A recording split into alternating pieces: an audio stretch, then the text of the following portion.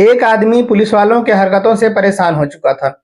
उसे समझ में नहीं आ रहा था कि क्या करें, क्योंकि उसके पास बहुत सारे ऑटो थे। तो पुलिस वाले उससे कहते थे, अगर तुम्हें ऑटो रोड पर चलवाना है तो मुझे कुछ खर्चा पानी देना होगा, नहीं तो मैं तुम्हारे ऑटो को रोड पर नहीं चलने दूंगा और इन्हें थाने में बंद कर दूंगा।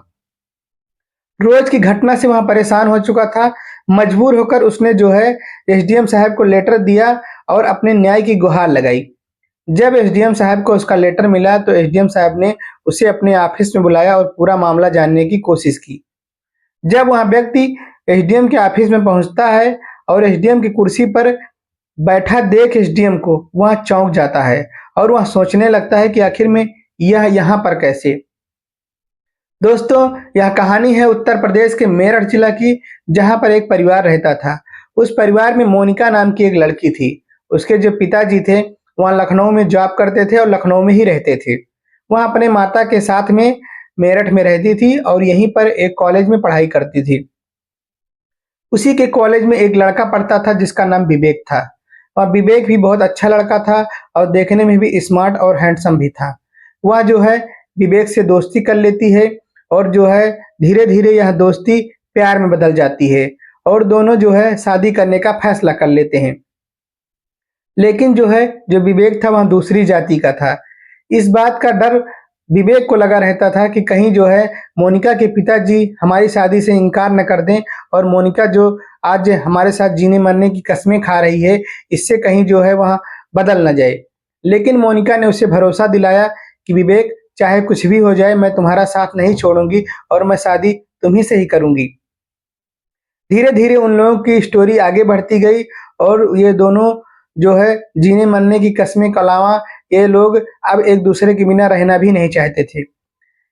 जो मोनिका थी उसकी एक सहेली थी, उसने जो है इस घटना को जो है उसके मम्मी से बता दिया कि मोनिका किसी लड़के से प्यार करती है और उसी से शादी करना चाहती है। जब उनकी मम्मी को पता चला तो उन्होंने मोनिका के पिताजी को यह सारी बातें बताई कि मोनिका एक लड़के से प्यार करती है और उसी से शादी करना चाहती है। इसके बाद में जब मोनिका के पिताजी को यह बात पता चली तो वह बहुत घबरा गए। उन्होंने जो है मोनिका से बात की और कहा कि तुम जो है फ़ौरन लखनऊ चली आओ और यहीं पे जो है अब आगे की पढ़ाई करना। तब जो है मोनिका मना करती है, कहती है पिताजी मैं यहाँ पे ठीक हूँ, यहाँ पे मुझे कोई दिक्कत नहीं है और मैं यहीं पे पढ़ूँगी और जब मेरी पढ़ाई पूरी हो जाएगी उसके बाद में ही मैं आपके पास आऊँगी। लेकिन जो है पिताजी जो है उसके वहाँ बहुत उसे डाँटते हैं और कहते हैं तुम्हें लखनऊ आना ही आना है। इसके बाद में वह फिर जो है तय करती है कि अब तो मुझे लखनऊ ही जाना है। इसके बाद वह एक दिन जो है अपने मार्केट में निकलती है और शाम को जो है विवेक से मिलती है और बताती है सारी बातें कि जो है अब मुझे कॉलेज में नहीं आना है और मुझे अब पिताजी लखनऊ बुला रहे हैं। शायद हमारे और तुम्हारे रिश्ते के बारे में उन्हें पता चल गया है, इसलिए वह मुझे लखनऊ बुला रहे हैं और मैं वहीं पर अब रहकर पढ़ाई करूँगी। विवेक कहता है कि तुम तो जीने मरने की कस्में खा रही थी और आज अचानक मुझे छोड़कर जा रही हो। आखिर में तुम्हें क्या हो गया है? तुम तो कहती थी कि मैं अपने पिताजी से बात करूँगी, मम्मी से बात करूँगी, लेकिन आखिर में तुम अब क्या कर रही हो? वह कहती है मैं मजबूर हूँ, मैं कुछ नहीं कर सकती। मेरे पिताजी मुझे बुला रहे हैं। अब हमारा तुम्हारा यहाँ लास्ट मिलन है, इसके बाद मैं नहीं तुमसे नहीं मिल पाऊँगी, इसलिए मैं मिलने आई हूँ। विवेक नाराज़ हो जाता है, कहता है अगर तुम्हें ऐसा ही करना था, तुमने मेरे साथ इतने सारे वादे क्यों किए? तुमने जीने मरने के जो वादे किए थे, आखिर में वो कहाँ गए? लेकिन कुछ जवाब नहीं दे पाती मोनिका और सीधे वहाँ से चली आती है। अगले दिन वह अपने माताजी के साथ लखनऊ पहुँच जाती है और लखनऊ में ही रहकर वहाँ पढ़ाई करने लगती है। इधर जो है उसके जो पिताजी थे, वह एक बड़े घर में उसका रिश्ता तय कर देते हैं। पहले तो वह मना कर देती है, कहती है कि पिताजी अभी मुझे पढ़ाई करना है, अभी मैं शादी नहीं कर सकती हूँ। लेकिन जो उसके पिताजी हैं वह कहते हैं अगर तुम्हें पढ़ाई ही करना है तो अपने ससुराल में जाकर के तुम अच्छे से पढ़ाई कर सकती हो। मैं उस लड़के से बात कर लिया हूँ। वहाँ जो है वह लड़का एक अमीर घर का लड़का था जिसका नाम वीरेंद्र कुमार था। वह जो है पैसों की कोई कमी नहीं थी, वह एक बिज़नेसमैन टाइप का था। मोनिका की शादी उससे हो जाती है और उसके पिताजी जो है कहते हैं मैंने वीरेंद्र से कह दिया था कि तुम्हारी शादी के बाद भी तुम पढ़ती रहना। लेकिन ससुराल पहुँचने के बाद वहाँ पे नज़ारा कुछ और होता है। यहाँ पहुँचने के बाद वहाँ पढ़ नहीं पाती है और जो है घर के कामों में बिज़ी रहती है। इधर जो वीरेंद्र था वह जो है अपने काम के सिलसिले में अक्सर बाहर ही रहता था। यह जो है 2-2 3-3 दिन घर ही नहीं आता था और जब आता भी था तो रात में आता था और सुबह चला जाता था। मोनिका इससे बहुत परेशान रहती थी और वह अपने पति से कहती थी, वीरेंद्र से कहती थी, "तुम रात में इतनी रात को मत आया करो, अगर आना हो तो सुबह आया करो या तो और पहले आ जाया करो।" वीरेंद्र कहता है कि जो है तुम अपने कामों में ध्यान दो, फालतू की बातों पे मत ध्यान दो, मुझे क्या करना है, नहीं करना है, अब मुझे तुमसे पूछने की ज़रूरत नहीं है और उसे डाँट देता है और वह चुप हो जाती है। यही सिलसिला चल रहा था, लगभग शादी को 3-4 महीने बीत गए थे। तब जो है वह एक दिन अपने सास-ससुर से कहती है कि ऐसी-ऐसी बात है और आप जो है वीरेंद्र को समझाने की कोशिश कीजिए क्योंकि वह जो है अभी तक मैं पूरी तरीके से ना वह मुझे जान पाया है, ना मैं उसे जान पाई हूँ और वह जो है रात में आता है, बहुत लेट नाइट आता है और सुबह फिर चला जाता है। 2-3 दिन गायब रहता है। उसके माता-पिता समझाते हैं कि हो सकता है बिज़नेस के सिलसिले में यहाँ आता-जाता हो, इस पे तुम परेशान मत हो, मैं उसे समझाऊँगा। फिर अगले दिन जो है वीरेंद्र के माता-पिता उसे समझाते हैं, कहते हैं बेटा ऐसा ना करो और तुम समय से घर आ जाया करो, अभी बहुत ज़िंदगी पड़ी है, अभी बिज़नेस का पूरा समय पड़ा हुआ है, अभी तुम्हारी नई-नई शादी हुई है, तुम इस पर ध्यान दो। लेकिन वह उन सबकी बातों को नज़रअंदाज कर देता है, कहता है पिताजी मेरा जो काम है मैं कर रहा हूँ, इनका जो काम है ये करें, घर देखना है, पैसों की कोई कमी हो तो वो बताएँ, अगर कोई सामान की ज़रूरत हो तो घर पे इतने नौकर-चाकर हैं, इनसे आप जो है कोई भी सामान मँगवा सकती हैं। इधर जो है वीरेंद्र फिर चला जाता है। जो मोनिका थी, इन हरकतों से वह काफ़ी दुखी और काफ़ी परेशान रहने लगी। उसे समझ में नहीं आ रहा था कि आखिर में क्या हो रहा है। इधर जो वीरेंद्र था उसका अफ़ेयर किसी लड़की से था और एक ही लड़की से नहीं कई लड़कियों से अफ़ेयर था, इसलिए इसी के सिलसिले में वह शराब का आदी भी हो चुका था और उन्हीं के साथ रातें रंगीन करता था। इधर जो है धीरे-धीरे यह बात जो है मोनिका को भी पता चलने लगी थी कि कहीं न कहीं उसका अवैध संबंध चल रहा है और घर का ही एक व्यक्ति था जो नौकर था उनके यहाँ पे उसने सारी बात मोनिका को बताई कि जो मालिक हैं उनकी इस तरीके से आदत है, पर मेरा नाम मत बताइएगा नहीं तो मुझे नौकरी से निकाल देंगी। मोनिका को जब यह सारी बातें पता चली उससे बहुत कष्ट हुआ, बहुत दुखी हुई और इसके बाद में जो है वह यह बात अपने सास-ससुर को बताती है।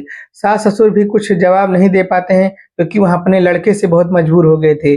अब इधर एक दिन जो है वीरेंद्र शाम को पहुँचता है तो मोनिका उससे बातें करने लगती है और कहती है तुम ऐसी-ऐसी हरकत कर रहे हो और मैं जो है कहाँ तक मैं तुम्हारा इंतज़ार करूँ? वह जो है गाली-गलौज देता है और मोनिका को मार भी देता है और इसके बाद में धक्के मार के जो है उन्हें घर से बाहर करने की कोशिश करता है। लेकिन मोनिका कहती है कि मैं जाऊँगी तो कहाँ जाऊँगी? मैंने तुम्हारे साथ शादी की है और तुम्हारे नाम का मेरे पेट में बच्चा भी है, मैं इसे लेकर कहाँ जाऊँगी?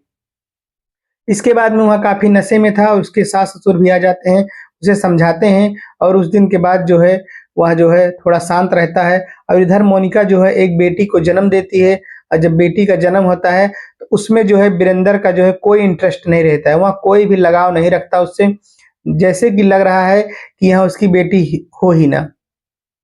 इसके बाद में मोनिका और दुखी रहती है, फिर वह एक दिन फिर वीरेंद्र से कहती है कि जो है अब तो तुम्हारे बेटी हो गई है और जो है तुम्हें समय से घर आना चाहिए, तुम्हें इसको भी समय देना चाहिए क्योंकि जो है बच्चों को अगर तुम समय नहीं दोगे, तो इनके जीवन पर क्या प्रभाव पड़ेगा? यही सब सोच रही थी। मतलब उससे वीरेंद्र से कह रही थी, लेकिन वीरेंद्र जो है वह नशे में था, उसे यह बात समझ में नहीं आई और वह जो है मोनिका को मारने लगता है और मारने के बाद में उसे भगा देता है, कहता है तुम मेरे घर से चली जाओ। यहाँ आने की तुम्हारी ज़रूरत नहीं है। मोनिका अपना सामान पैक करती है और वहाँ से बाहर चली आती है क्योंकि वहाँ दरवाज़ा बंद कर लेता है और सीधे वहाँ से जो है अपने घर आती है। जब घर पहुँचती है तो पिताजी उसे समझाते हैं, उसके जो पापा थे उसे समझाते हैं, कहते हैं बेटी वहाँ तो तुम्हारा ससुराल है, तुम वहीं जाके रहो। छोटी-मोटी बातें होती रहती हैं। तब जो है मोनिका कहती है मैं वहाँ पे जाऊँगी, तुम्हारी बातें मैं मान लूँगी, लेकिन एक बात आप याद रखना कि इस बार मैं नहीं आऊँगी, ना मेरे सवाल आएँगे, इस बार मेरी लाश ही आपको देखने की मिलेगी। क्योंकि जो है जिस तरीके से मुझे वो हरासमेंट और टॉर्चर करता है, मैं बर्दाश्त करने के लायक नहीं हूँ अब, मैं नहीं सहन कर सकती हूँ। और जिस दिन मेरी लाश आएगी, उस दिन मेरे ऊपर लांछन भी लगाया जाएगा कि वहाँ बच्चलन थी, ऐसी-वैसी थी, तब आपको अच्छा लगेगा। यह सब बात सुनकर उसके पिताजी कहते हैं, "ठीक है बेटी, अब तुम यहीं रहो, जाने की ज़रूरत नहीं है।" इसके बाद में वह वहीं रहने लगती है और कुछ दिन बाद जो है विवेक जो है उसे जो वो वीरेंद्र जो है उसे जो है तलाक के पेपर भेजता है, लेकिन जो है वो तलाक के पेपर भेजने के बाद में साइन करके वहाँ उसे तलाक ले लेता है। और इधर वीरेंद्र जो है एक लड़की से, दूसरी लड़की से जिसके साथ वहाँ अफेयर था, उसे शादी कर लेता है और अपनी ज़िंदगी में वहाँ अलग ही खुश रहता है। इधर जब इसका तलाक हो जाता है, तब इसके समझ में नहीं आता कि क्या करें, लेकिन यहाँ पढ़ने में होशियार थी और मन लगा के पढ़ती है और कुछ सालों बाद जो है यहाँ एसडीएम बन जाती है। और एसडीएम बनने के बाद में जो है इसकी अलग-अलग जगह पोस्टिंग होती है, कभी कानपुर, तो कभी लखनऊ, कभी बनारस, ऐसे-ऐसे कई जगह पोस्टिंग होती है। फिर एक दिन से इसकी पोस्टिंग गाज़ियाबाद में होती है। जब गाज़ियाबाद में इसकी पोस्टिंग होती है, तो वहीं पर जो है एक आदमी की बार-बार कंप्लेन आ रही थी। बार-बार कंप्लेन आ रही थी, उस कंप्लेन को जो है वह जो है देखती है और बुलाती है उसे, कहती है यहाँ व्यक्ति बार-बार कंप्लेन कर रहा है, आखिर क्या बात है? इसे ऑफ़िस में बुलाओ।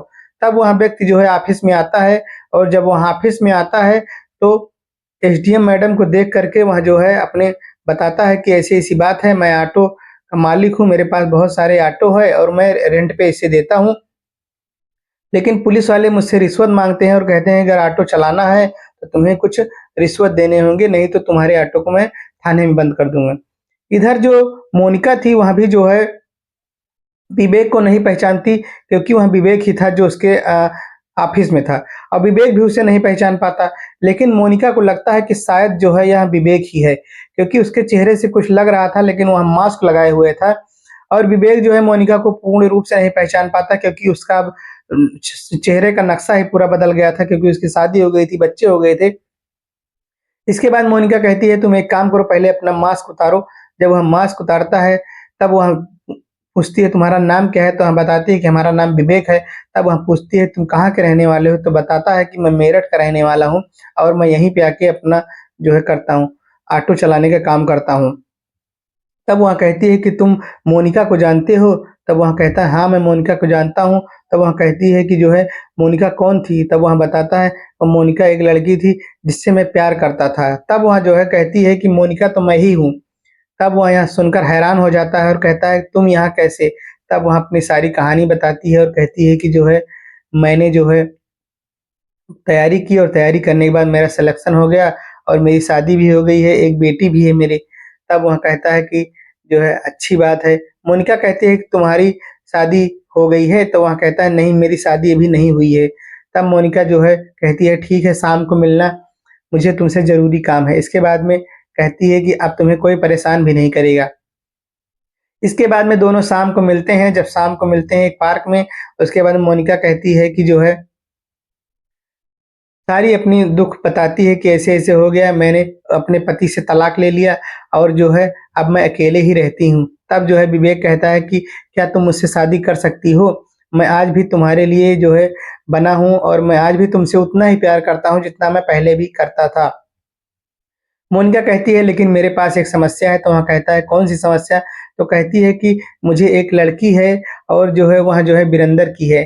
तब यहाँ कहता है कि जो है आज से वह वीरेंद्र की नहीं, वह मेरी हो गई है और वह मैं अपनी बेटी की तरह उसे मानूँगा, मैं उसे अपना नाम दूँगा।